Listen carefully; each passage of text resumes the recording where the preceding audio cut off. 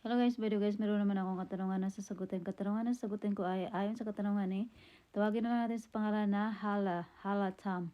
Sabi niya dito, paano ate kung gusto ko na umuwi? 2 weeks pa lang ako dito sa Singapore. Wow, 2 weeks ka pa lang sa Singapore.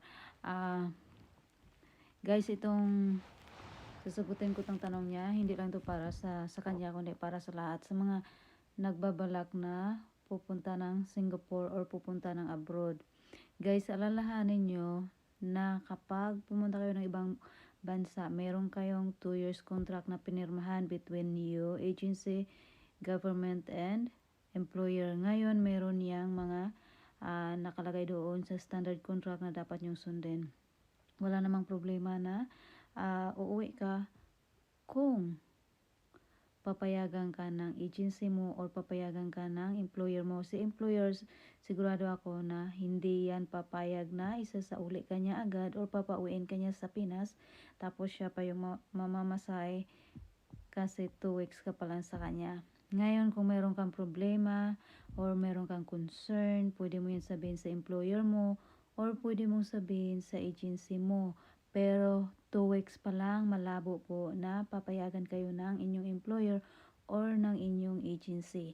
Sa agency kasi, ang agency kasi meron silang 3 basis ata na pwede magpalit ng panibagong kasambay doon sa employer kapag yung first helper hindi nagkasundo or hindi nagustuhan ng employer, pwedeng isauli ka ni employer sa agency. Tapos yung agency naman gagawa ng paraan para hanapan ka ng ibang panibagong employer.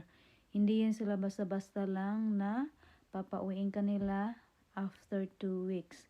Ngayon, kung meron kang concern sa employer mo, sa work mo, sabihin mo yan sa employer mo or sa agency mo. Kaya nga merong 2 years contract at saka kaya nga meron kang agency, kasi kung meron kang problema sa work mo, pwede mong sabihin sa agency mo para ma-resolve.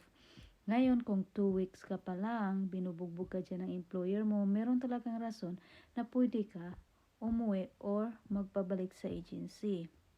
Kung inaabuso ka ng employer mo or kung meron nga nilabag na